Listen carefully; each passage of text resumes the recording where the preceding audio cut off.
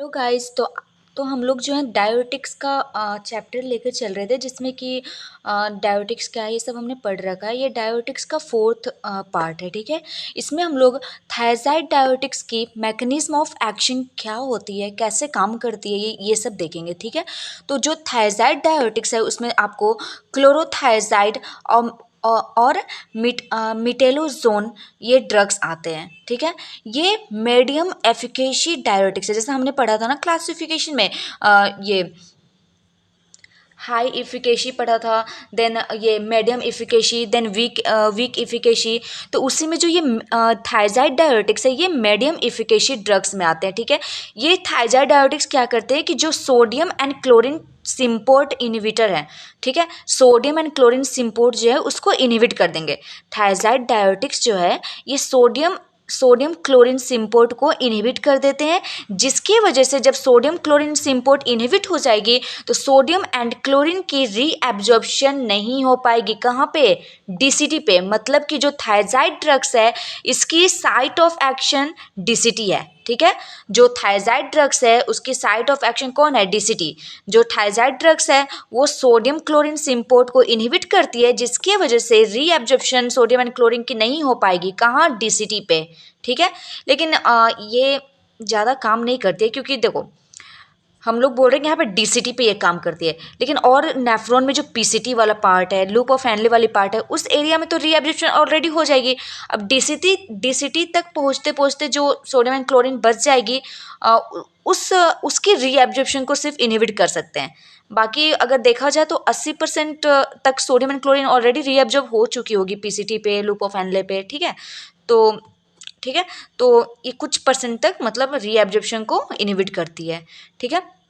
ये जो थायजाइड डायोटिक्स है ये यूरिन में कैल्शियम और यूरिया की एलिमिनेशन को भी इनहिबिट करती है, ठीक है। जो थायजाइड डायोटिक्स है ये कैल्शियम एंड यूरिक एसिड जो है उनकी एलिमिनेशन को इनहिबिट करती है, जिसकी वजह से ब्लड में कैल्शियम और यूरिया की लेवल बढ़ जाएगी, जिसे हम लोग बोलते हैं hypercalcaemia and hyperuricaemia, ठीक है। अब देखो जब कैल्शियम और यूरिया की लेवल बढ़ रही है तो वो कहीं ना कहीं प्रिसिपिटेट करेगी, प्रिसिपिटेट करके वो स्टोन का फॉर्मेशन कर सकती है, ठीक है। तो वो कहीं ना कहीं जा करके किडनी स्टोन का फॉर्मेशन भी करेगी, ठीक है। जो थायजाइड डायोटिक्स है वो inhibit urine elimination of calcium and urea and cause hypercalcemia and hyperuremia and form kidney stone. Okay, now देखो कि इसकी एक तरह से थायजाइड डायोटिक्स जो है इसकी साइड इफेक्ट की तरह बोल सकते हैं कि जो थायजाइड डायोटिक्स की वजह से मैग्नीशियम और पोटेशियम की एलिमिनेशन बढ़ जाती है यूरिन के थ्रू, मतलब यूरिन के through magnesium and potassium excrete out होने लगेगी, जिसकी वजह से मैग्नीशियम और पोटेशियम की कमी हो जाएगी हमारे ब्लड में। तो ये एक साइड इफेक्ट है, ठीक है। अब देखो क्या है कि जो थायजाइड डायोटिक्स है ना वो लूप डायोटिक्स के साथ मिलकर के सिनर्जिस्टिक इफेक्ट शो करती है। सिनर्जिस्टिक इफेक्ट क्या होती है? एक ऐसी इफेक्ट जो कि मान लो थायजाइड डायोटिक्स अगर हम मतलब कि ऐसी इफेक्ट जिसमें एक ड्रग दूसरे ड्रग की इफिकेसी को पावर को बढ़ा देती है, ठीक है। तो जो लूप डायोटिक्स के साथ साथ कॉम्बिनेशन में थायजाइड डायोटिक्स आती है जो कि दोनों मिल करके सिनर्जिस्टिक इफेक्ट शो करते हैं, ठीक है। अब हम देखते हैं थायजाइड डायोटिक्स का यूज कहाँ करते हैं। तो देखो बीपी में यूज करते हैं, कंजस्टिव हार्ट फेलियर में, एडिमा में एंड डायबिटीज़ इंसिपिडस में। देखो डायबिटीज़ इंसिपिडस क्या है? तो डायबिटीज़ इंसिपिडस जो एक मेडिकल कंडीशन है जिसमें कि यूरिन की आउटपुट बढ़ जाती है, जिसमें कि यूरिन आउटपुट मतलब बहुत ज़्यादा हो जाएगी डायबिटीज़ इंसिपिडस में, ठीक है। तो इन सारे कंडीशन में हम लोग थायजाइड डायोटिक्स का यूज़ कर सकते हैं। अब जो थायजाइड डायोटिक्स है उसके कुछ एडवर्स इफेक्ट होते हैं, ठीक है। कौन कौन से? हाइपोकैलेमिया।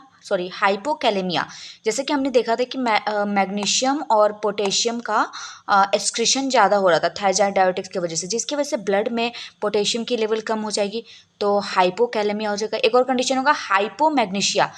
देखो मैग्नीशिया भी तो एक्सक्रीट आउट हो रही है, तो हाइपोमैग्नीशिया की कंडीशन हो सकती है। Then dehydration, then hyperuricaemia, then weakness, then hyperglycaemia. देखो हाइपर यूरेमिया क्यों हो रहा है? क्योंकि जो थायजाइड डायोटिक्स है वो यूरिक एसिड के एक्सक्रीशन को इनहिबिट करती है, जिसकी वजह से ब्लड में यूरिया की लेवल बढ़ जाएगी, तो हाइपर यूरेमिया कॉज हो जाएगा, ठीक है। तो ये सारे एडवर्स इफेक्ट है जो कि थायजाइड डायोटिक्स कॉज करते हैं।